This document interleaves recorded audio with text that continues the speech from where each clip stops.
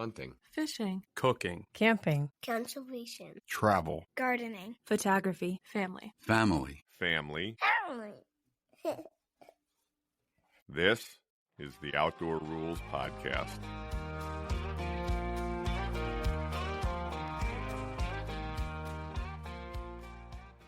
All right, welcome to the podcast, everybody. We are really breaking some ground here today for Outdoor Ruhls. We got all kinds of new stuff.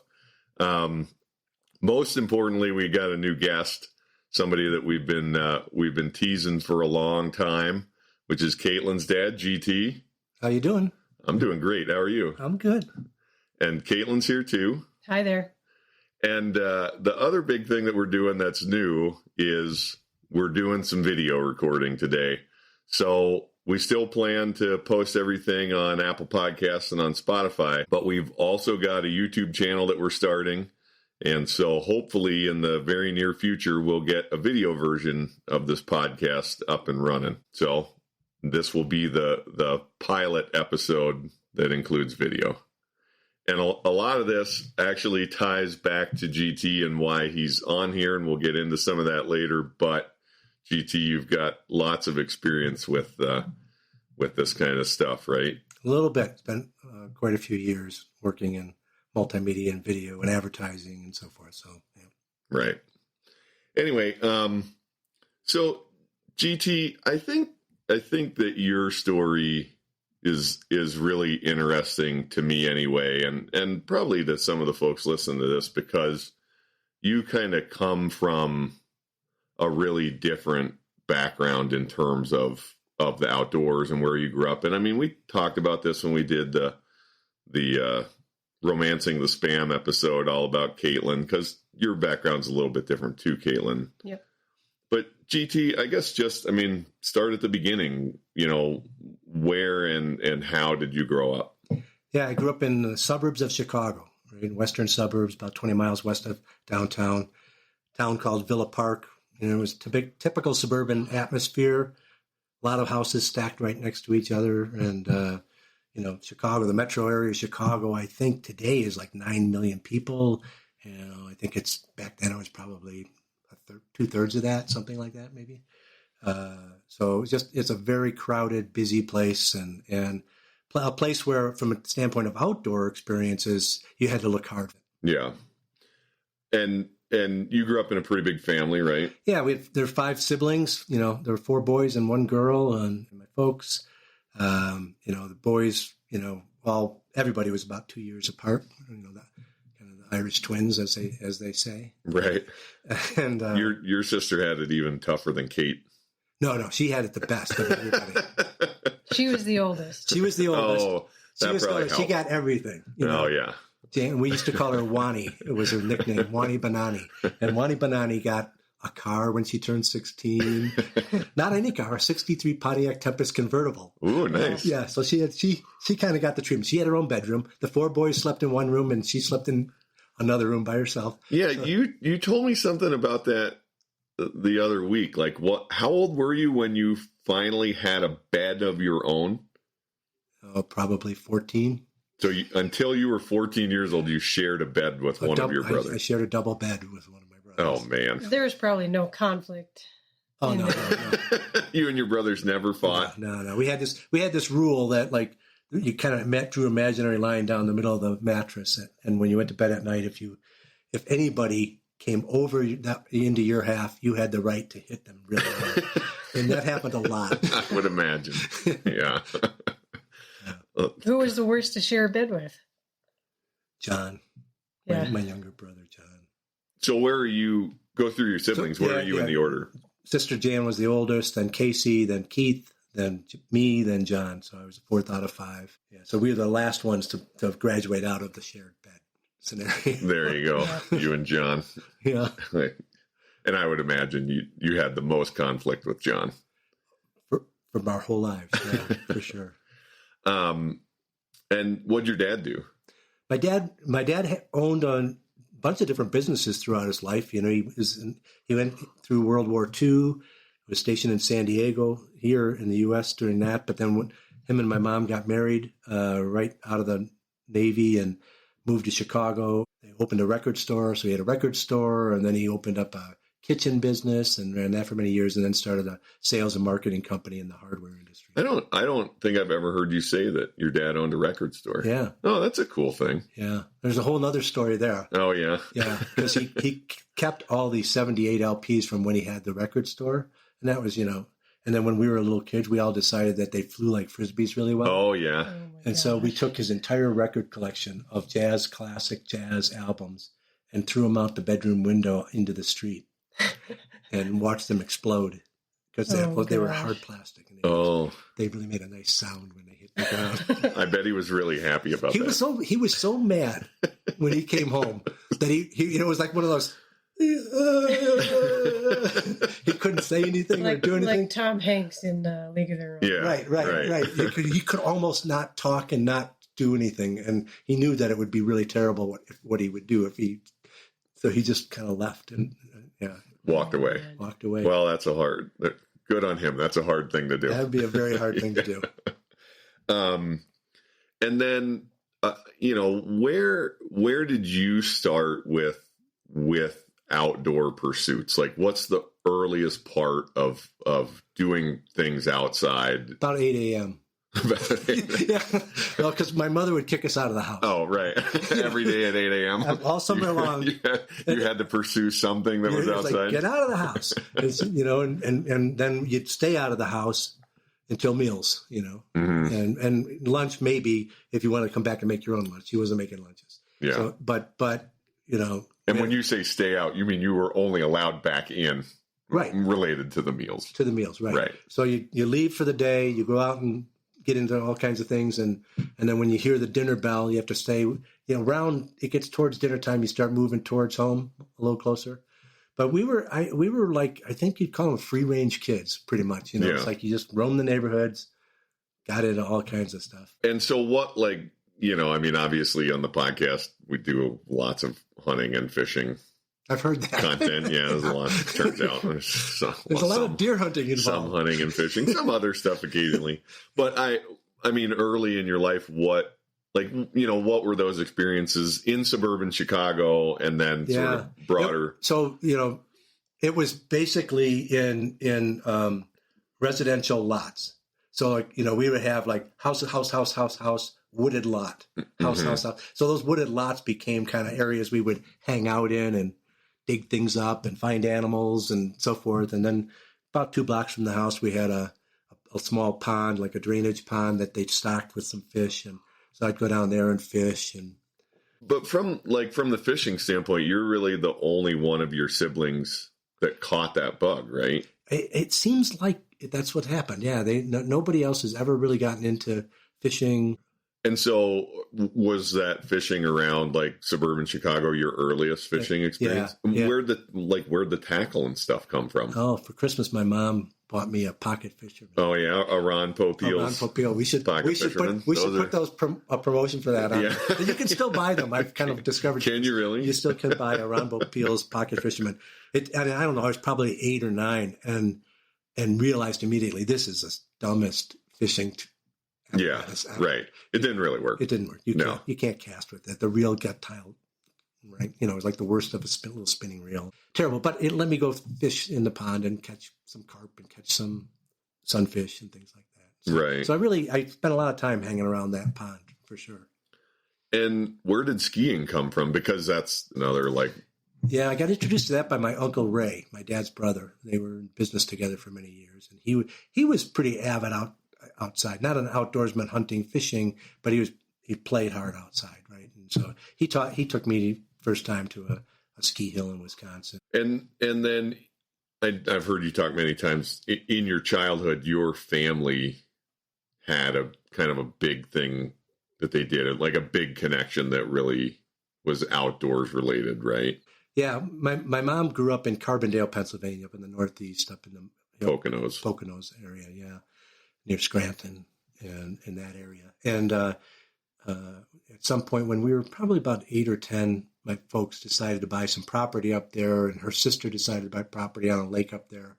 And so we kind of they actually bought like 60 acres of land with, probably 2 or 3 acres of it on a lake.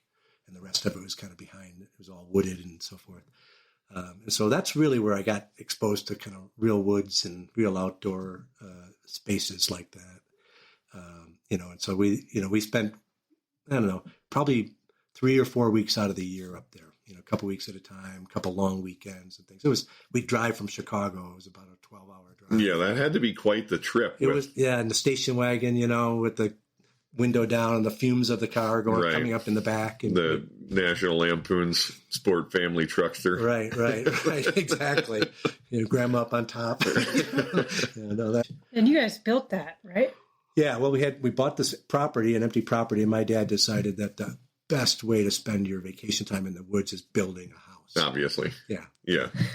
And we did that. We spent a couple of summers building the place. I mean, it was really a cool experience because, one of the greatest traits my dad had was he was super patient with us as kids, teaching us how to do things. And so, we'd go in and, again, I was maybe 12 at the time, at the most. And he'd go, "Hey, boys, you and Keith, Tim and Keith, you guys go drywall that bedroom."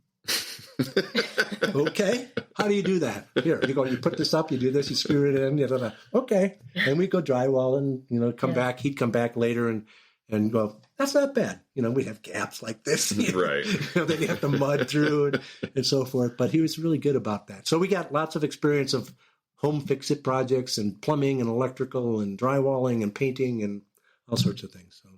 And you're still really handy. It's one of the things that amazes me about you is one of the reasons you invite me over. We certainly benefit from those early lessons. Yeah. Well, and I think from two perspectives that I really respect about you. One, you know how to do a lot of things, but you also are, even what you don't know how to do, you're just like, yeah, we'll do that. We'll figure that out. We can, how hard could that be? Right. So, right.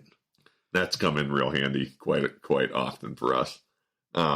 There in Carbondale, did you have family that was still living there? Oh yeah. There was a lot of, my aunt and uncle, my mom's sister, her husband, and kids, lived in Philadelphia at the time, but built a house about the same time we did there on the lake. And then we would come up in the summer, and every summer we'd do like a big family reunion where like all of the family members from Carbondale, my mom's family, would come out and we'd have, I don't know, at least 40 or 50 people over on a weekend, to eat. And my uncle Bob was, he was a big influence for me on the whole time up there too, because, he was pretty adventurous and he would organize clam bakes every summer, so the whole gang would show up and we'd be digging holes in the yard and putting wood and getting fires going and big, what do you call them? The clam boilers. I can't remember what those are called. Like a steam pot? Big steam pots with a tap on the bottom, Oh, yeah. And then we'd spend all day, and he'd go down to the shore and pick up, 100-pound bags of clams and lobsters and things like that. And we'd bag them all up and then clean them and, scrub them. And he'd always come by and yell at us that we weren't doing it right constantly. It's like, no, kids, that's not the way to scrub a clam. You scrub it like this. Now go back to work, And we'd be sitting there hours on end, scrubbing clams. But anyway, I learned had to be a lot of clams. It was a lot of clams. There was a lot of people. It was just people coming and going all weekend. Yeah. One of my favorite memories, like when the cottage that we built was on this lot that was only about, 100 yards away from the inlet to the lake. And so the lake was a little lake, 50, 60 acres. What was the name of it? Called Lewis Lake in Uniondale, Pennsylvania. But it had this river, about a 20-foot wide, shallow river that flowed into it. And I remember, I'll never forget the day that me and my brother and a couple of other neighborhood kids that were there on the lake decided we were going to just hike up the river. And we just took off in the morning and hiked up, just climbed, up the river shore, through the water, up on the shores, and just wanted to follow the source of this river. And we just went miles and miles and miles up that river. And nobody ever asked where we were. I don't remember anybody being mad. We didn't tell them we were going. They figured you'd come back for dinner. So. Yeah, exactly. Right. We had dinner bell there too, actually. Yeah. And what was the fishing like there? Yeah, we had, the lake, was full of bass and perch and, sunfish and bluegill and pickerel and Yeah, probably there's a lot of pickerel in those lakes. Yeah, pickerel and catfish and bullheads and there's just a mishmash of stuff. Right? Mm-hmm. But that's where I probably started to really get into fishing because we had a neighbor, the guy right next door to us, an old man by the name of Gay Coffin. He was in his 90s, so that means that based on where I was, he would have been born in the 1880s or something, right? At that time. But he was 90 years old and like the most fit 90-year-old I've ever seen in my life. But he taught me how to really fish. He would spend hours with me on his dock, showing me how to. In fact, I remember the first time I ever caught a pickerel, a fish as big, as that, was with him off of his dock, and he'd teach me how to sharpen knives and axes on his, manual, grinding stone, pedal controlled grinding stone. He's sharpening axes out there. Yeah, at a wheel. Yeah, he was a cool guy. He was a really neat old guy. Nice. And then in high school, you met Caitlin's mom, right? I did. Yeah. Best thing that ever happened to you. Exactly. Obviously. Spoiler alert. It's worked out all right. Yeah. For 45 years. Yeah, I mean, just talk about that. Yeah, so we knew each other all through high school. Never really met, never really talked. I mean, we kind of knew of each other, but never really talked. And I was, way into photography at that time too. And I was taking pictures all the time for the yearbook and things. And I remember it was senior year in the fall, and I took this picture of these three girls in our class. And then, I'm in the darkroom processing them. I'm looking at these pictures. I'm going, who's that girl in the middle again? Oh, that's Denise. She's pretty cute. And I immediately I get a whole different perspective. I'm like, oh, I like her. That's funny. And so actually some friends of ours, actually one of the other girls in the picture, fixed us up and got us hooked up to go to homecoming together. Nice. So almost our first date was homecoming, and our second date was skiing, which was kind of a different experience. Because Denise was a big skier. She's never skied in her life. Which is like another thing that I love about you, GD, is it's just like a fearlessness about introducing new people to things or people to new things. Oh man, we drove up to Wisconsin from Chicago, and I bought her a pass, a lift ticket, and I bought her skis. I rented her skis. And then she puts the skis and boots on and goes out, and I show her how to get into the skis, and we start pushing away from the lodge, and she pushed away about 20 feet. And she said, "Oh, this hurts. I don't like this. I'm not going to do this." It was probably about a month's worth of my earnings on this date, cost on this date, right? And she goes, "But you can ski. That's fine. I'm going to go back by the fireplace in the lodge, and you ski for a while. When you're done, just let me know." And then we went home from that date, and that's when I knew I loved her. Yeah. It's a lovely thing. You did go and ski. I did, just for a while, handful of runs. It's a lovely thing about Nisi, which is what we call Caitlin's mom, Denise. We call her Nisi. One of the lovely things about her is that she is just kind in that way that, I'm not into this, but you are. Yeah, supportive of. Yeah. Right. Yeah. She's supportive of all the nonsense. All the nonsense. All manner of nonsense. And so you mentioned photography, and that's kind of one of your things. I mean, ever since I met you, which is almost 15 years ago now, I guess, is that really into photography, and that really started early. Yeah, when I was very little. I grew up, my grandfather, I got to know a little bit about photography. I didn't really know my grandfather very long. He died when I was quite young. But my dad talked a lot about him, and we had a lot of his stuff. He was a photo engraver as his job. Oh, really? Yeah, he worked for the Detroit Free Press as a photo engraver, but loved photography. And as I kind of developed an interest in photography, my dad used to take pictures some too, but he always loved the fact that I got into photography because he always would tell me, "Grandpa would have loved spending time with you on this stuff, if we were here." So then you go to high school in Chicago. Yep. And Caitlin grew up in Milwaukee, so obviously somehow you end up in Milwaukee. What's that Yeah, story? Denise and I both ended up at Marquette University, and I studied journalism there and did photography work there, and she studied dental hygiene. And then we got married while we were still in college. Everything, we were moving fast, man. Yeah. So how far through college did you get married? After our junior year. Like between we got engaged. We got engaged freshman year. So like in the fall of freshman year, I asked her to marry me.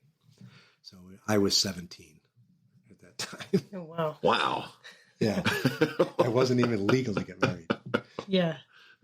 So, so we dated through college and then got married after junior year. And then I got offered a job in Milwaukee before I the year before I graduated, actually. So we just kind of stayed by default. It wasn't really part of a big plan, but that's what we ended up doing. When did you graduate college? 81. And then how soon did kids come after that? Real fast.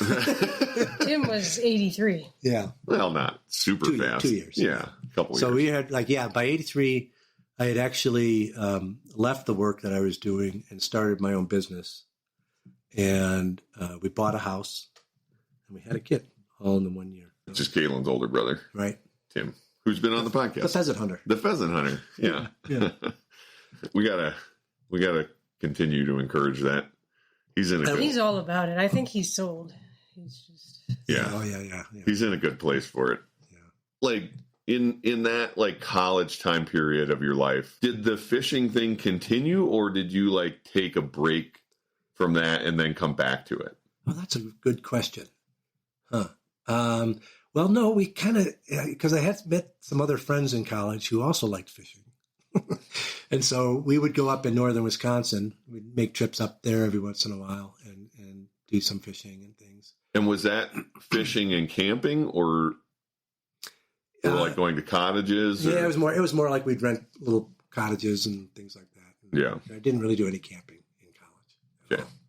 Yeah. There's like I'm getting somewhere eventually. I have a feeling. Yeah, I know. Well, because it's something I don't.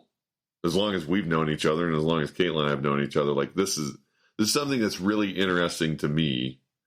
Just because, I mean, we talked last couple episodes, whatever, about places where we were camping with Pop Grant, or and like our family always camped, and there was camping as part of fishing, and eventually, we also started really kind of more renting than camping. But like, it's kind of clear where that came from. Yeah. But I think, again, one of the things I really admire about you is that you started taking your kids camping and fishing. Yeah. I mean, you started taking your kids camping and making the transition like with no experience of it. Right. Like that's not an easy transition. And then it's like 1,000 times harder with kids. Right. Well, the first camping was what? Tents in the backyard. Yeah. Right. We'd set up. I bought a tent and set up in the backyard. Again, but like, where did that idea? Like, how did you come on the idea that like one of the things that I should do with my kids is camp and teach them to camp? I don't know. Because I really have no idea. I think it's fair to say that Niecy's not a camper. Right. So yeah, in fact, when the kids were little, we would literally do trips up to northern Wisconsin. I mean, it's just lakes upon lakes and just beautiful woods and lakes, and it's just a terrific place, a terrific area. And we would go up to northern Wisconsin and rent a cottage, a real nice cottage, that Denise and her mother would stay in, maybe with a baby if there was I think when Daniel was little was a baby, and maybe before that even. And they'd stay in the cottage, and I'd take the kids, and we'd go camping. Tim and Caitlin would go camp somewhere, find a campground. She wouldn't even drive in the campground. She couldn't get that close to it. She couldn't get that close to it. It just gave her the heebie-jeebies. And I mean, and it's funny because we've talked about Niecy a little bit, and I still want to get her on here sometime. But I know that's she's not a big talker. Your last podcast, maybe. But she's adventurous in her own right. Like we've been on. Yeah, that's just the hard line for some reason. Right. Yeah. Like we've had Niecy out on a boat when we were self-guided halibut fishing in Alaska, where she had recently broken her elbow and was in a brace. Really? And she's cranking halibut into the boat like a machine. Just like, Yeah. you know, so Nisi's not like scared of the outdoors. Yeah, no. She But I mean, camping That's is the a hard hard line. line. it is a Yeah. hard line for her. There's no camping. But she does love fishing, and she always says yes to fishing. Yeah, she loves fishing. Yeah. So anyway, you know, there again, it's not like you and Denise decided to start taking the kids camping. You Yeah, did that. right, And it's just something you did. right. Something that came from And nowhere. you liked it and you don't know why. And And I don't know why. yeah. Every time we had any little taste of it or a little experience of it, something would happen that would be like this amazing, awesome moment. Yeah. You know, like laying in the bottom of a canoe in the middle of the lake late at night and watching shooting stars just fly. Right. You know, and you do that and you go, I want more of that. One, I mean, obviously, I think it had an impression. Yeah. Right. Yeah. Well, and I don't know what you just said resonated with me. I've very often thought that every time I go outside, even if it's for a couple-hour walk, you know, in a more natural setting, I just feel like I get rewarded. You just get rewarded somehow in taking that time in nature. Yeah. I've always loved being in nature. Yeah. Whether it's close-up view of some animal or cool rock you find or stars. Or a giant redwood that you just go stand there and look Yeah. up at and go, oh my God. A big fish. A big fish. A big fish. Or any fish. A new fish. Uh-huh. Like, A new right? fish. I met a new fish species, but then when I came out, it sounded like just like a fish I've never met before, met a new which fish. is also special for me. Well, I want to take like one step back to your business because it's kind of like a big part of the story, but it comes in here. So tell it, I mean, Hanson Dodge was the first business you started? No, the first business I started was an artist rep agency. Mhm. And so I started this rep agency working with lots of freelance artists in different venues, photographers and illustrators, designers, filmmakers, things like that. And then that led into one of the people I met was a designer by the name of Ken Hansen. And then ultimately he and I merged our businesses together and we kind of worked on building what's now a very much a digital marketing agency. Talk a little bit about like where the focus of that, like brand wise and the companies you worked with. Yeah. Well, so in terms of the work went from, we started out really as a graphic design business that, you know, and I think, you know, technologies have been changing rapidly for years, right? So it started out as a graphic design business doing traditional design work, then moved into brand development work. Then the internet came along and we said, oh, that's pretty interesting. That might be a thing. That might be a thing that's going to stick. You know, maybe we should think about how we can design things on the internet. And so we started building websites and then e-commerce. And, you know, so all these things sort of evolved along the way in terms of the type of work. But along that, as that got more and more complicated and there were more and more people involved, we also realized, you know, we have to focus who we're doing this work for. And the reason for that, the business reason for it was we have to be smart about the industries that we're serving. So if I'm working with, you know, one company in 10 different industries, you know, in each of 10 different industries, I can't get that smart about what's going on in the industry to be able to help position in their brands. So we said, we've got to focus on something. And we'd been doing work in a lot of different areas. But one of our clients at that time when we started thinking about that was a company called Trek Bicycles, company out of Wisconsin that was making really great bicycles. And we said, well, you know, what do we like working on? Do we like working with, you know, beer and Philip Morris? Not so much, you know, I don't really believe in cigarettes. But we said, you know, we enjoy the time that we're spending on things like Trek Bicycles and that work, and the people that work in those industries were interesting people with interesting lives and multifaceted lives. And so we said, well, why don't we just focus on outdoor active and what we call active lifestyle brands? And so then we started working for a number of years, shifting the focus of the agency over to as many of that outdoor active lifestyle brands as we could.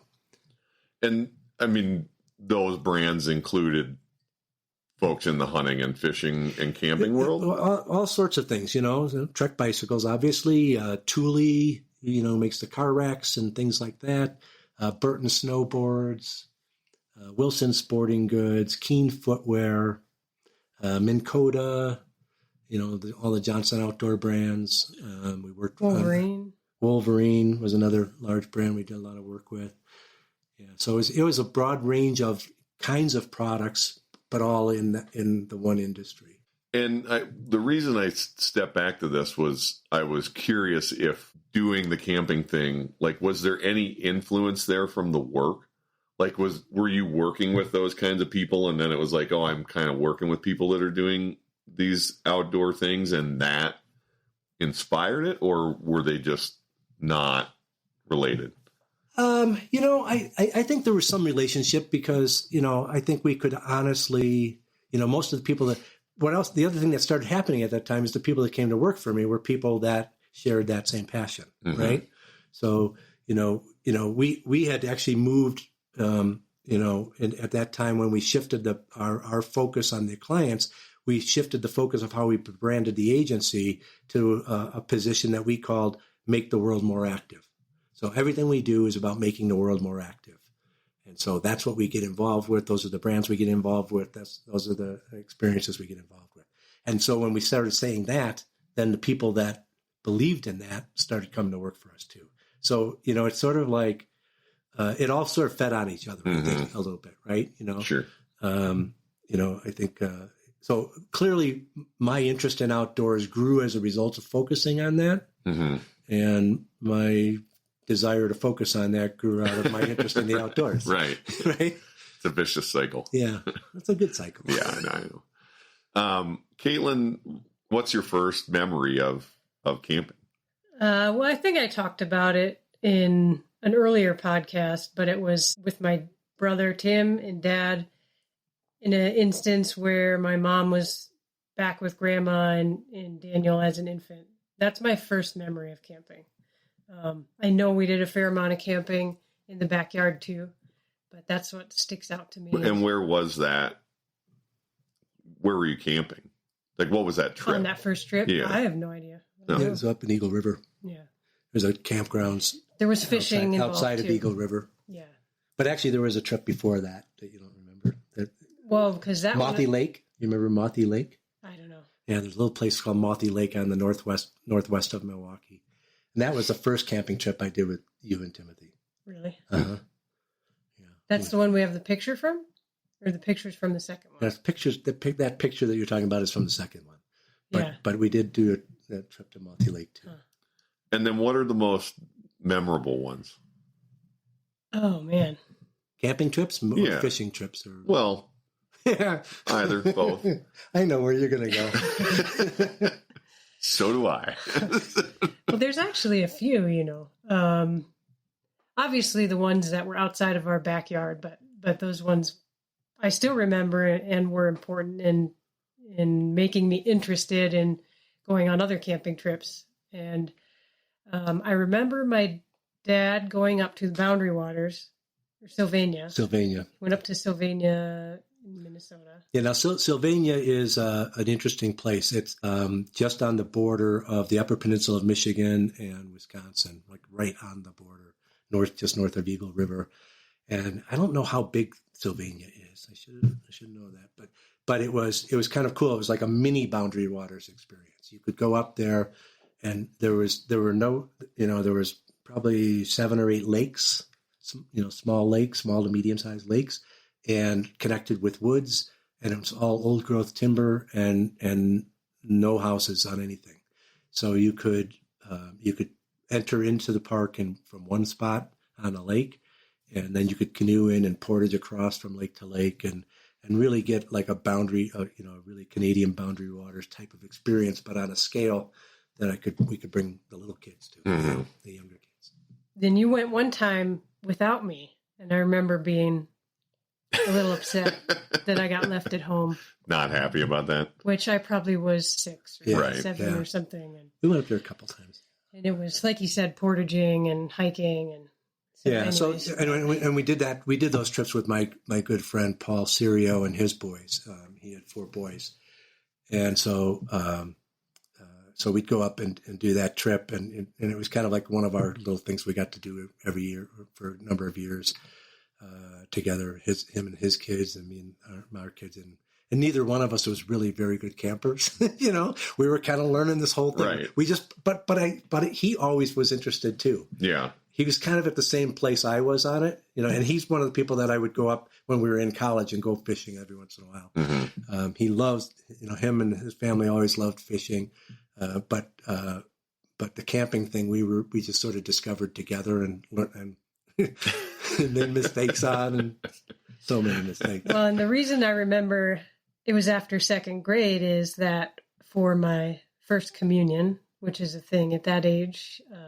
If you're Catholic, I got a Swiss Army knife, and it was one of my favorite first communion presents. Obviously. That's what everybody Every wants, girl right? dreams of a Swiss Army knife for first communion. Yeah, so I remember waking up in the middle of the night. That's how the trip started, right? I went to bed, and then I got woken up at midnight. At midnight. That was Paul. That's always been my friend Paul's thing. Was we're going up north at midnight. Leaving at midnight. Living at midnight. Slept a couple hours. 6-hour drive. Woke up at midnight and piled in the van. Woke up as it was getting light and we were getting there. I don't remember how long the portage in or how long it took us to get to our campsite. I remember it feeling like this big adventure. But We were 2 lakes in. So we had got on this one lake, Crooked Lake, I think it was called, and we had to canoe down that, come to the end of that, portage across to another lake, go across that lake, and then portage across to the lake where our campsite. They only had 2 campsites on each lake. It was super, remote. And you were basically just rowing by yourself, right? Yeah.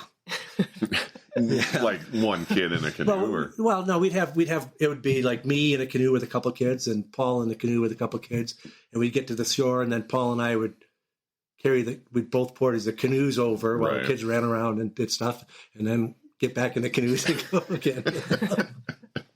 Yeah, that was a trip. One of a couple trips I remember where you dropped your camera in the water. Ugh. Do you know how long a camera lasts? A digital camera lasts? No, it wasn't a digital camera. It was electronic, though. It was a Nikon with all the electronics. It was, SLR camera. But any electronic camera, once it just touches the water, I'm imagining not long. It goes down. You grab it out. You can throw it away. Yeah. You can't fix Garbage. it. You can't do it. It's just an anchor. Oh, just throw it away. Yeah. Now that was a good thing. Yeah. But Caitlin, tell us more about the pocket knife story.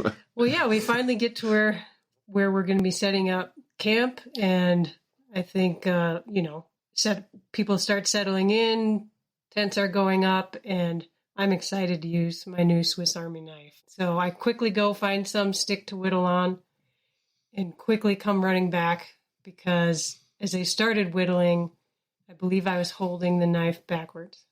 And so it snapped shut.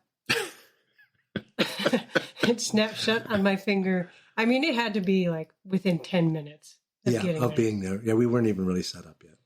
And I just remember not even being, I knew I was going to be okay, but there was just this weight in me oh my God, I really messed up. I shot my eye out.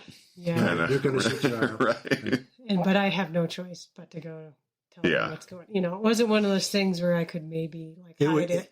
Yeah, it was. I looked down at her hand. I go, that needs stitches. Oh, man. Get a butterfly bandage. So we thought about it, and we were going well, it's 2 portages. It's getting dark. It's 2 portages back, a couple hours before we get back. Then we got to go to a hospital. Where's the hospital? Probably Eagle River. That's another hour and a half. Let's just see if we can get the bleeding to stop somehow. Yeah. And so put a Band-Aid on it. We put a Band-Aid on it. Yeah, I mean, after that, it didn't really bother me too much. Yeah, it was one. If we were not there, you would have been at the hospital. But it healed up quickly. I think that almost all outdoor kids have a pocket knife snap shut on their finger at some point. Yeah, that's what happened to Matt. I mean, Matt told the story about being at Indian River, Delaware with Pop Grant. That's what happened to him. Was Pop Grant's pocket knife snap shut on his finger. But you know what most people don't do on camping trips like that, remote camping trips? What? Forget to bring water. Oh. Yeah, that's the next thing I was going to Go for it. Well, he's going to remember it better than I do, so I'll let him. Well, I just want to clarify that it's my most embarrassing outdoor moment of my entire life. Now, you tell the story. I mean, my memory of it is that all of a sudden we're going for a walk, because I obviously wasn't privy to the conversation that was had amongst the adults who forgot the water. The supposed adult. I just remember going for a walk. Like, oh, we're going to go for a walk. And arriving at a campsite with nobody present and watching my dad and Paul lower this camp group's bear storage stuff down from a tree. They're like, go to the tree, untie the rope, and let this. This is a really long way to get around to the point. We stole water from somebody else's campsite. That's what we did. I'm explaining it for like how it looked to an 8-year-old, right? Like, oh, we're in this camp. Okay. Oh, they grabbed the rope and they're letting down the stuff out of the tree. Huh. I'm sure if the people were there, they would have politely asked. That was the point. The point was we were trying to get around and see if we could find somebody that was in a campsite that would offer to maybe share a little bit of water with us until we could go back and go get our water, But it was a terrible moment. Anyway. You never ran into them, huh? No. And we didn't take all of it. We took some water, not all of it.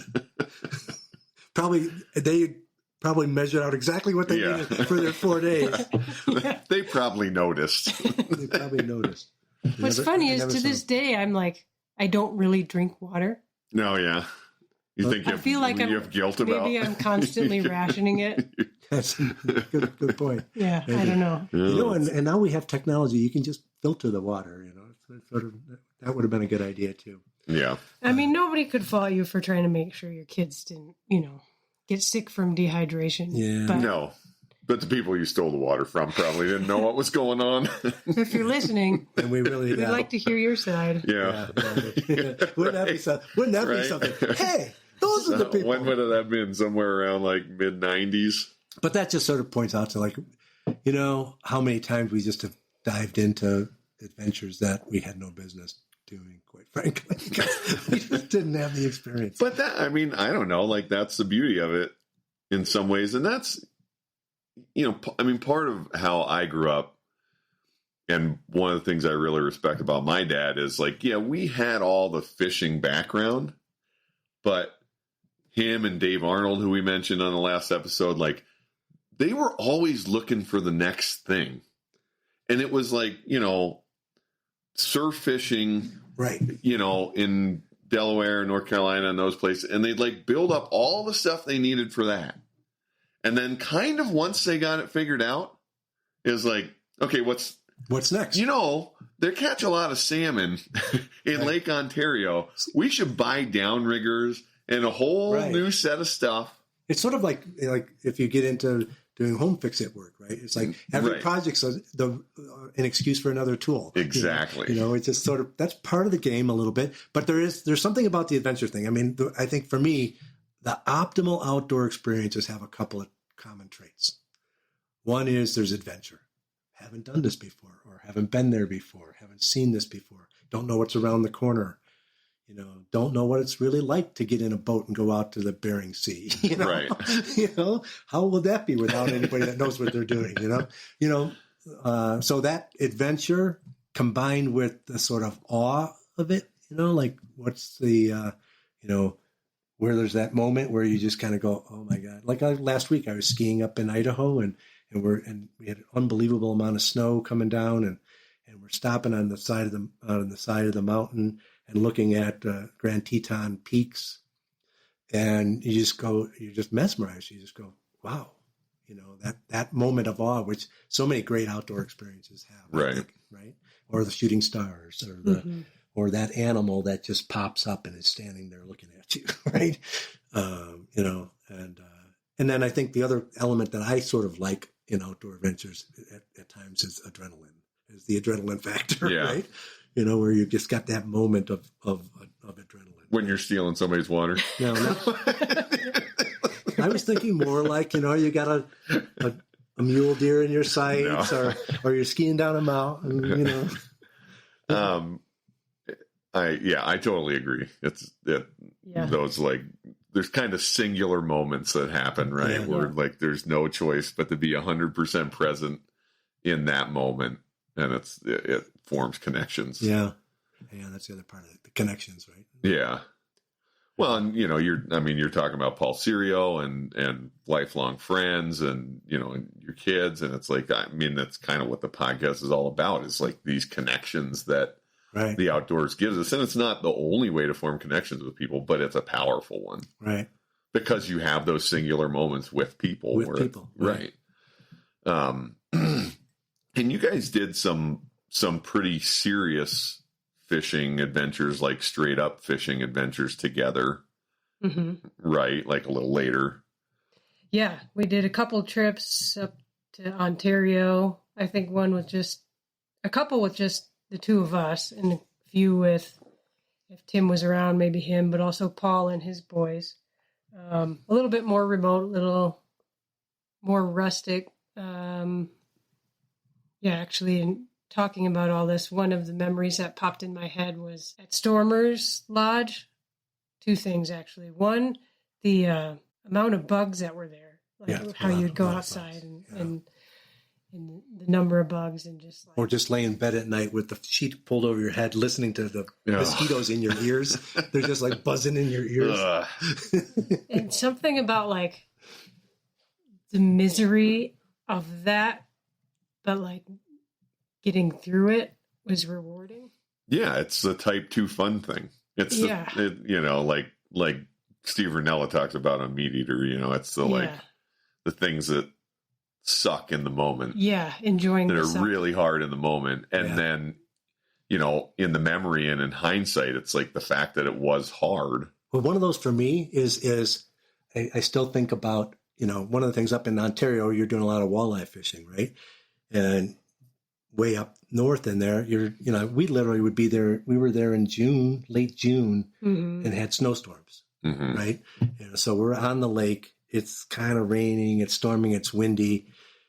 Waves are coming into the back of the boat, and you're back trolling to kind of hold position to be able to jig, right, instead of blowing away. And that's something that burns in my brain. That was the second thing I was going to say. Really? I have a positive feeling about that whole back trolling into the waves, like bouncing, spray, there's an adrenaline component to it. Yeah. I don't know. Yeah. And those were walleye fishing mostly? Yeah. Mostly, yeah. And then what was the muskie trip? That was Birch Island, right? Yeah. That's where we went. Yeah. Did all the muskie fishing. Where's that? It's in Ontario as well. It's not as far, I'd say. So if it's probably about 2.5, 3 hours north of the boundary water, about the Minnesota Canada border. Whereas where Stormers she was talking about, that's probably an 8+ hour drive north of the border.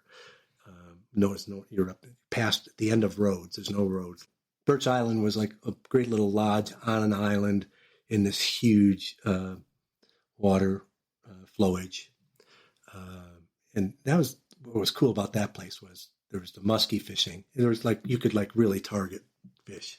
We'd go target walleye here, go target smallmouth bass up by this waterfall stream. Go target muskie over here, and pike.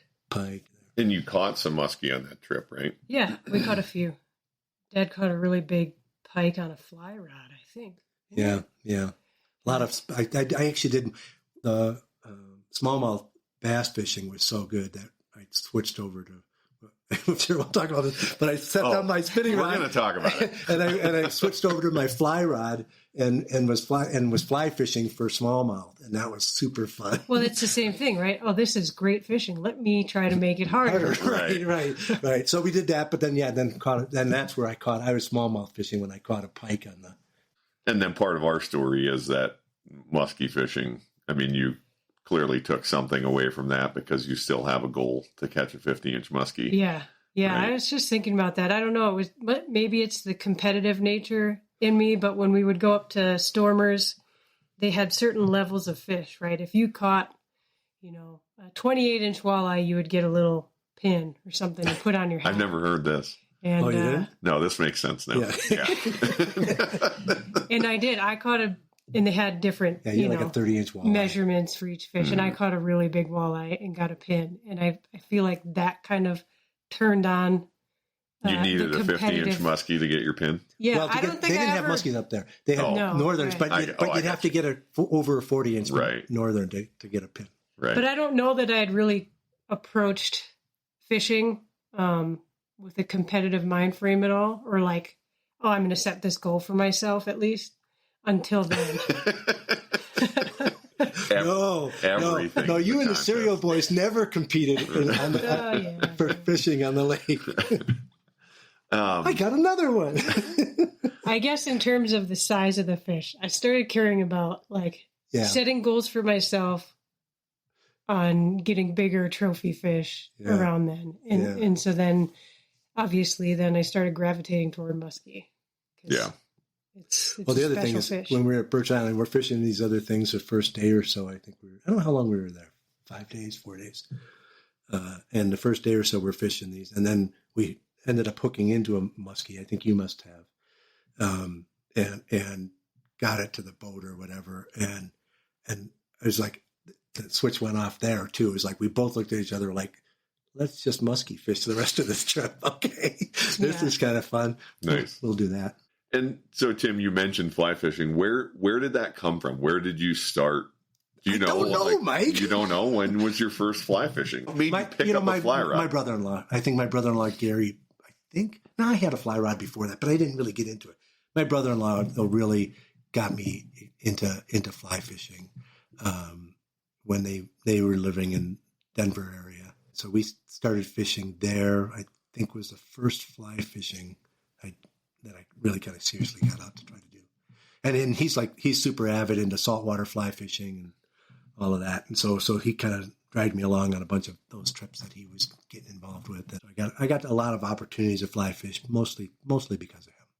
And you've been to Mexico a time or two, and Belize, and down to Laredo, Mexico, fishing, Campeche, Mexico, Belize, Bahamas, targeting all different things in different places. So Campeche, we were targeting tarpon, baby tarpon, especially up in the mangroves. Kind of fun thing to do if you've never done that.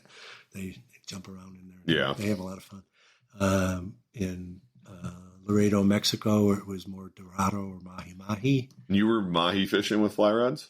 A little bit. We did a lot of spin fishing, but it was sort of one of those. Because it works better? Because it's a superior way to fish? Are we starting this conversation right now? I mean, I feel like I fired the first shot. I think you did. Well, fly fishing, isn't fly fishing this? All right. Fly fishing is to fishing what muzzle loaders are to hunting. I think, and I think that's true. But the difference is, outside of some specific areas, like we got into muzzleloaders, into flintlock muzzleloaders in Pennsylvania because there's a season, and that's all you're allowed to do during that season. But you don't have to do it. But if you want to deer hunt, you do. So, it's like it's after everything else. You still have a tag. You haven't killed a buck, whatever. Yeah. Like this is a thing. Now, that said, that's what started us. Right. But I heard your podcast on this. I know. And you guys talk about the challenge of it, right? I think it's fair. It's a pretty fair comparison. It is. It's not totally parallel. Or archery, right? Like you go elk hunting with a bow versus with a gun. It's just sort of like there's an additional level of challenge that's interesting. But there's more to it for me. Because I think there's also something more zen about fly fishing to me. Like there's the whole physical activity of it. You ever notice how like anybody talks about fly fishing, they go like this. They can't help but go through the motions of what they're doing. Talking about fly fishing. I think there's that rhythm of it and that part of it, and keeping your footing in the stream and all that stuff is interesting too. And for me, I don't understand fly fishing when it gets to be an exclusive thing. I mean, I will fly fish in places where I have to fly fish. I will dry fly fish at times when dry fly fishing is good because it's really fun. You know, it's visual. It's an enjoyable way to fish. I will fly fish like nymph fishing when it's the best way to catch fish. Right. But like, I don't generally feel a compulsion to exclusively fly fish or particularly look down on people who spin fish. Yeah. Or conventional fish. Yeah. And that's like, you know, and it happens in hunting, and I don't get it there either. Yeah. Like there are traditional big game trophy hunters that have to. Well, I mean, not that so much. I'm not really into that either, but there are people who will only hunt with traditional archery tackle. They'll only hunt with a long bow or a old style recurve. Yeah. And it's like, I don't care that rifle season is open. You know, I either don't hunt during rifle season, or if I do, I go out and I take a bow. Yeah. You know, and for us, it would be the same as like, well, I know rifle season's open, but I'm taking my flintlock muzzleloader. You know, like, yeah, I don't think we've ever done that. Well, I think some of it is kind of how Jed described when you had the podcast with Kate and Jed, right? Like Jed doesn't care if he catches the fish. He just wants to be fishing. So it's your end goal is catching the most abundance of fish, the highest quality of fish you can. Whereas other people, maybe fly fisher, that you can eat. Whereas fly fishermen love to catch the fish that are hardest to catch, and you can't even eat them when you catch them. My point is, you're focused on partially true. Yeah, you're focused on the goal is I need to catch the fish. And a lot of fly fishermen, kind of like my dad described, they're focused on how they catch the fish. Like they get enjoyment from how they catch the fish, not that they catch the fish. Now, don't get me wrong. I track with you on some of this, right? Like I know you do. We did this trip to Belize. Actually, I brought it along as a reference. He's pulling a paper out of his pocket. Yeah, well, so this is on video. So this is here's something I wrote when I was sitting on a houseboat in Belize after we'd spent 3 days trying to permit fish. Mm-hmm. Which permit are kind of look like a big bluegill. They're giant, laterally compressed, so they're flat on the sides. One of the hardest, very hard to catch fly fishing targets. And there's like at least six, 7 of us on this boat, and we'd all been permit fishing for 3 days. And nobody's caught a fish. Right. So I'm sitting back in the boat, and I'm kind of, and then I was out that day, and I did bring a spinning rod with me, much to the dismay of all these fly fishermen. Right. And I got bored, so I'm in the boat, and so I pull out my spinning rod, and I caught a fish right away, not a permit, something else. And I bring it in the boat, and it's bleeding from the the lure or whatever, and blood's getting on the guy that's in the boat with me. He's all mad at me over that. But anyway, so back on the houseboat, I decided I'm sitting down and I start writing. I'm going like, what is with fly fishing? Like why do people do this and so forth? So I wrote this thing, the 10 cold hard truths about saltwater fly fishing. You want me to read? Yeah, go for it. All right. Number 1. You cannot successfully catch fish on a fly unless your clothes have the Columbia, Orvis, or Simms brand on them. Very important. Very, very, very important. Right? Number 2, you can fish with flies that can look exactly like real bait, but they can't smell like real bait. If they smell like real bait, then you're cheating. Right? Then that's ridiculous. Number 3, if you jump a tarpon on a fly, you get credit for that. Right, which means that if it hits the bait and you set the hook but don't hook it and it jumps out of the water, they give you credit for jumping a tarpon. Right. But if you hook a 100-pound tarpon on a spinning reel, you're cheating. Right. You're a loser. Right? No. Exactly. Right? And then, let's see. If it doesn't take 12 hours, 3 modes of transportation, and over $1,000 out of pocket to get there, the fishing isn't going to be any good. Right. Fly fishermen have a lot of excuses when you go out fishing on the ocean, saltwater. I'm speaking specifically on saltwater now, because everybody in saltwater is crazy. If the light's just right, then the tide's too low. And if the tide is right, the wind is impossible. But if the wind is just right, then you're not fly fishing on saltwater. Right? Because it's always 30 or 40 mile an hour winds. Anyway, so you get the idea. Yeah. And what resonates with me is if you don't really want to catch fish, Fly then fish? then fly fishing's fish. your thing. And then, so, I mean, you kind of like progress through this with your fishing to where you're fly fishing, right? Yeah. And you were doing quite a bit of that when we met. And then Caitlin and I started hunting together, Yeah. which Caitlin hadn't done either before we met. And so then you end up involved in that too, right? Go figure. Yeah, right. Weird. Weird thing. Yeah. But you actually, I mean, you didn't hunt before we met, but your very like first kind of hunting experiences weren't with us. Or were they? Well, no, I mean, I did bird hunting. I mean, I do upland games. Well, I count that. Yeah. But, again, most of my early experience on that is on, pheasant farms and stuff, right? Mm-hmm. Not as I come to appreciate hardcore Montana wild stuff. Yeah. So, I mean, I did some of that kind of wing shooting, which I really love. I've always loved for a long time. I didn't start that right away though. Like I didn't start that till probably, I don't know, maybe 15 years ago. 20 Yeah, years I mean, last. Yeah. I mean, because we kind of, I mean, early on, we ended up in a situation where we bought some shotguns. We each bought some shotguns out of an estate, right? And that kind of started you with like shooting clays, and then doing a little bit of pheasant hunting, right? Right. And then is that a typical pattern for people hunting? I think so. I mean, it's pretty hard to hunt if you don't have any interesting guns, but I mean, you didn't have a shotgun before that. No, right.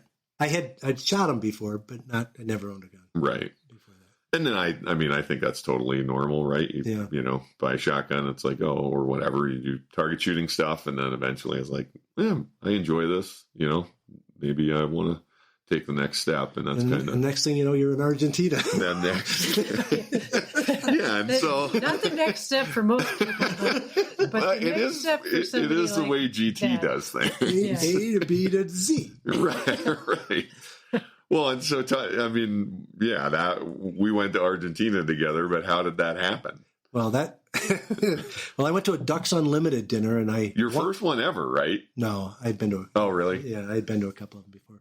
But I went to a Ducks Unlimited dinner in Milwaukee, and I got a major award. You won. I won a dove hunting trip for 4 to Argentina in a silent auction, right? So, but it was, I mean, I thought the funny memory for me on that whole thing was calling like I'm standing in line to pay for this dove hunting trip, which sounded like a good deal. Sounded like I was getting a good deal. It was. You did. Oh yeah. and I'm going, boy, who am I gonna? Denise is gonna kill me. Who should I call on about this? I should call Mike right now. And I call Mike up, and I call you up, and I go, I got this. I just won this dove hunting trip at a Ducks Unlimited dinner in Argentina. It's dove hunting, and he goes, "We're in." Like, I didn't even give you an opportunity to explain that you might not be inviting me. Right. Said, we're in. We're going. And I said, no, I'm not saying that. You go, no, we're going. You said, no, we're going. That sounds right. So actually, that was a unbelievable trip, and what a special. I mean, that was before the boys were born, and so one of those rare times in life that you get to do something like that. We ended up spending 2 full weeks in Argentina, drinking a little wine. No, man, it was doing some fly fishing. Amazing. Yeah, I did. I fly fished in Argentina. Yeah, and we should. I mean, it would actually kind of be worth doing a whole episode about Argentina, because we could probably spend the time. But yeah, I mean, we spent kind of a third of the trip in northern Patagonia near Bariloche, and we fished the Rio Limay. And actually, that's another guest I'd love to get on here. We've met a fly fishing guide there named Julian, and he guides there, and now he guides up here in Casper, Wyoming, because obviously our summers are switched. So he comes up here every year, and he and I communicate every now and then. But that was just a bunch of reasons why that was amazing. Yeah. And then did we go from there to Mendoza to wine country? Yep, from Patagonia. So, and I am not like a wine drinker, or at least maybe I wasn't before that trip. Not that I would turn a glass of wine down. You sure were at that lunch. Oh man, there was no choice. Most memorable lunch of my life, hands down. Yeah. Also, maybe the most I ever had to drink at lunch, but amazing. Everything was really good. Well, and everything in the whole trip was really good, but it was just so much fun being there and seeing that. And then we went from there to this dove hunting lodge in Cordoba. Yep. Cordoba. Mm-hmm. Okay. Cordoba. And that was really something, I mean, almost like a little bit ridiculous in terms of the shooting, but doves are agricultural pests there. Anyway, and then Caitlin and I had a little side adventure where we fished for golden dorado, which was super cool too, and almost got stranded in rural Argentina. But that's, again, it was all great till the bus didn't show up. Right. But like, I mean, it's kind of one of those things, again, like it's what I love about GT. It's like all of this, the seed of that giant adventure that was like impactful for me from an outdoor standpoint is just like GT going to some random Dutch Unlimited banquet, maybe having a glass of wine and walking up to the silent auction table. Right. Argentina sounds good. Yeah. So that was really an amazing trip for sure. And then from that, you mentioned the kids, our kids came along, Robert, in 2018, and then you guys bought a house a mile up the Arroyo from where we live. But you also took up big game hunting. I mean, you didn't do any big game hunting before you came here. Nope. Right. I didn't have a choice. Yeah, it was not. If I wanted to spend time with you guys, I better be able to big game hunt, right? Yeah, it's a good way to maximize our time together. Yeah. I mean, it's again, it goes back to the adventure thing. I love spending time with family. I love being on adventures, and whether the adventure is learning how to try to track down an elk, or whether it's a ski hill or whatever, it's all great to me as long as it's interesting and new. I'm like your dad, though. I'm like, it's hard for me to go back to the same places. Yeah. Yeah, I just always want to explore something. See what the next thing is, and you've had some success. We got a whitetail doe in Montana. Yep. One year we went up there to bird hunt. We also tacked on a deer, and then you guys.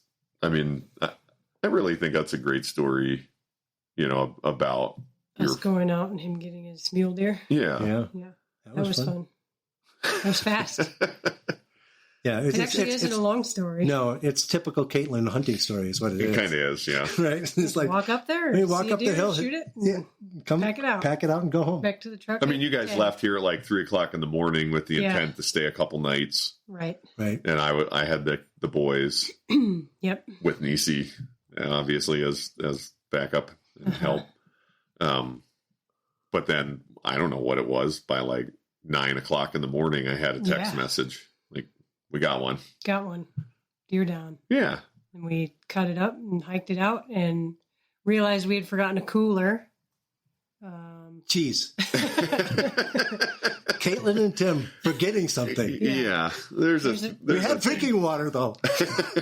Plenty of water. Right. We didn't have much choice but to come back, though, obviously, to take care of the meat with no cooler. And I remember texting Mom. He was disappointed. She was disappointed. Slightly. She's like, really? Is there any way you can stay out one more day? Tim and I share an extroversion, a certain gregariousness, right? Would you say that's fair? Sure. And Caitlin and her mom share a little bit on the other side of the spectrum. Slightly on the little side. Introversion and a little love of quiet. Right.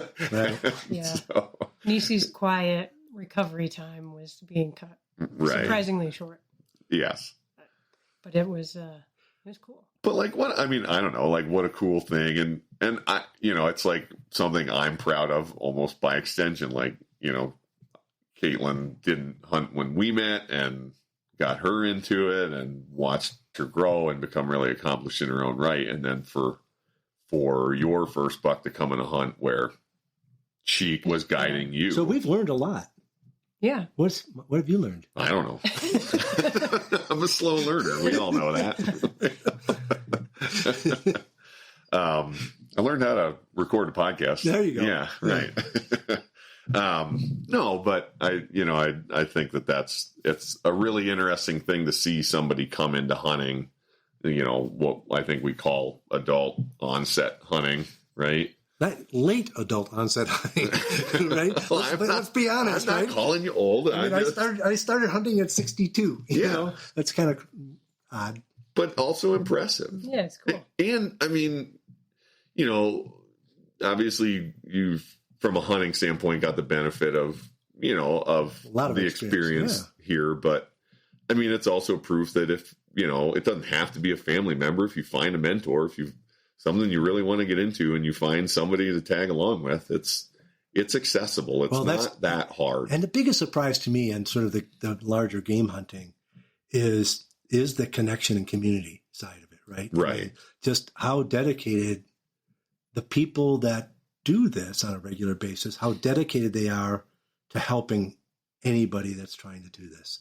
And, like you guys and your friends helping me on oryx hunt, right? Like, yep. I was overwhelmed by that. I was just overwhelmed that we're like in central New Mexico for 2 or 2.5 days. And 4 other people, have given up their entire weekend to help me get an oryx. Right. Well, sort of to help you too, but you didn't need help. you had that handled just fine. I needed a lot of help. we have to do an oryx episode at some point. But GT had a successful oryx hunt. There's some stories from it, but it was a successful oryx hunt. Yeah. And I mean, you and I, we had an amazing experience with Robert. We packed a blind into a canyon when Robert was 4 and called in a turkey, and you got your first turkey with 4-year-old Robert there where he could see it.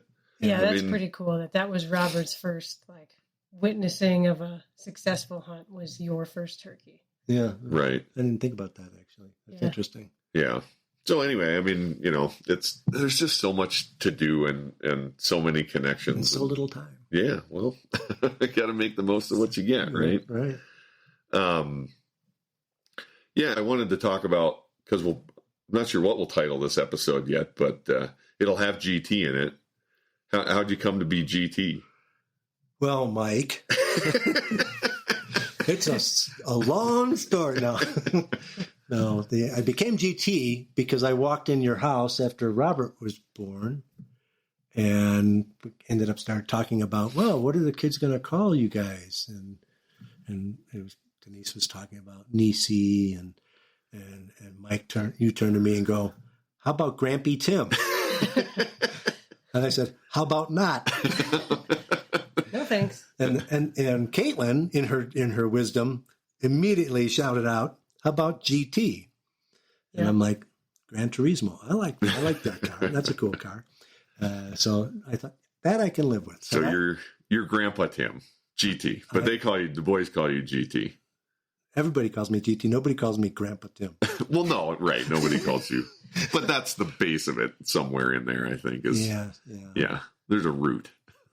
It's not actually Gran Turismo. I know. It's Grandpa Tim. Although you do have a propensity to drive fast and occasionally get pulled over. Yeah. That's happened. Yeah. Anything else about Hanson Dodge I know that one of my first experiences with Tim and your connections and honestly your generosity was that I don't want to tell the whole story because I kind of want to save it, but there's a brand called Stormy Cromer that makes cold weather hats. They make a lot of other things too. Right.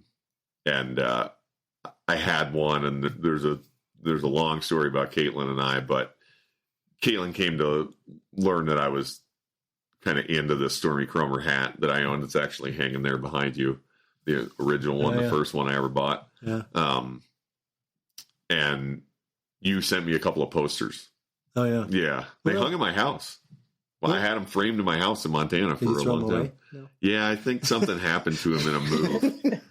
Yeah, cool. I wish I still had them. You sent those to him before we were dating. Oh yeah, right. Yeah. It had nothing to do with yeah. the connection. It was just Caitlin told you that I was into it, and you sent a couple posters for me. Yeah. It was a really nice thing to do. And Stormy Chrome is a cool brand that you worked with. Yeah, really, a neat brand.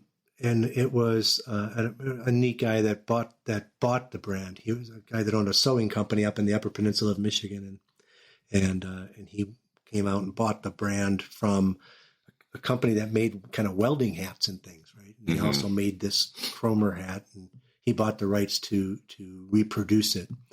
And I think Bob would be a great guy to have in the conversation. Yeah, I hope we can get him to come on, because I really love the story of how all these things connect all of us and kind of the small world nature of the whole it's like, thing. and it's in the work that we do. I mean, that's always been my, like, stories like Stormy Cromer and how we helped build that brand is maybe the things I'm most proud of the work, that we've done as an agency. And just kind of helping these little brands. I guess kind of the last thing I wanted to talk about was, what are the things you're looking forward to, that you're planning to do, and then what's an outdoor Where are we going next, Mike? Really want to have? No, well, we know where we're going next, right? Which is part of the reason I kind of had to get you on. I wanted to get you on. I've wanted to for a while, and you were on before. You were on for the ice fishing episode, so it's actually not your very first episode, but we didn't really get to all the way introduce you there. But I mean, we got a big trip coming up. Yeah, we do, huh? Yeah, we're going to Norway, halibut fishing. That's going to be a blast. We're gonna leave here. We're gonna spend 3 nights in Reykjavik, Iceland, then a couple nights in Oslo, and then make our way north in Norway. But are we salmon fishing anywhere along the way? Well, Should I bring my fly rod? Maybe there is definitely salmon fishing both in Iceland and in Norway that we might have been sort of trying to figure out how to get on a little bit of that. But we're going to end up way up north near Hasvik, Norway, halibut fishing. Poppy's going, you're going, Robert's going, and then some other friends are going to go as well. So that's going to be, and I think that'll be a game changer for Robert. Yeah. Trip. Well, what a special opportunity to go with both of his grandfathers. That's something he'll remember forever for sure. Yeah. But yeah, I really want to do a kind of preview episode of that whole trip, because we're gonna cover that quite a bit in the podcast. Yeah, that's going to be great. You were asking about, well, what else? What other things? I mean, there's places I want to go. I'd like to go to New Zealand, do a little fishing down there. Yeah, a little fly fishing. They won't say the word. It's fine. I don't care.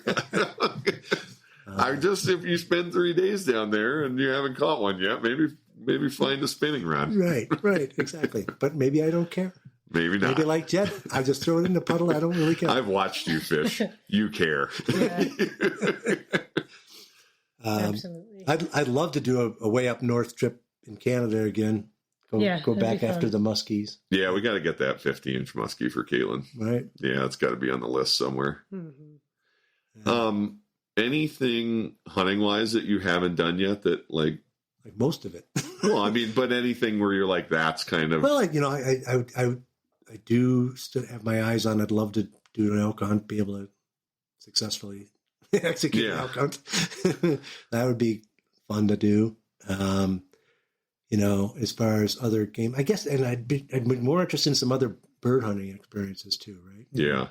It wouldn't be kind of fun to go up and see how many types of birds we could get in Idaho. That'd be kind of fun. Yeah, I think you'd really enjoy chucker hunting in Idaho. I've only done it once, but that's a really, really enjoyable. Yeah, that would be fun. And anything else you guys come up with? Because tell me how many times I've turned down an opportunity. Well, no, I guess. 0. Right. 0. Pretty much. Yeah. And now it's just getting kind of better and better with the boys getting older and older and getting involved themselves. So I think that'll be, it's going to be fun. Be a lot of fun. All right. Well, thanks, Tim. Sure. Thanks, Galen. Mm-hmm. That's fun. Yeah, this was great. No, I'm real curious to see how our video turns out. Yeah. As always, we are on Instagram at Outdoor Rules. We're also on Facebook. We've got the web page where we put up as much of the content as we possibly can, which is www.outdoorruhls.com. And the biggest thing, if you're listening to this, the biggest favor that you could do us would be to leave us a comment, particularly on the podcast platforms. It helps other people to find the podcast. And we are always looking for ideas about new episodes and other things to talk about and learn what people like and what maybe they don't like as much. So you can always get a hold of us by sending us an email, outdoorruhls@gmail.com. We'll get it right away, and we'll definitely get back to you if we hear from you. So anyway, thanks everybody for listening. Thanks again, guys. Love you. Thanks, Mike. Love you too.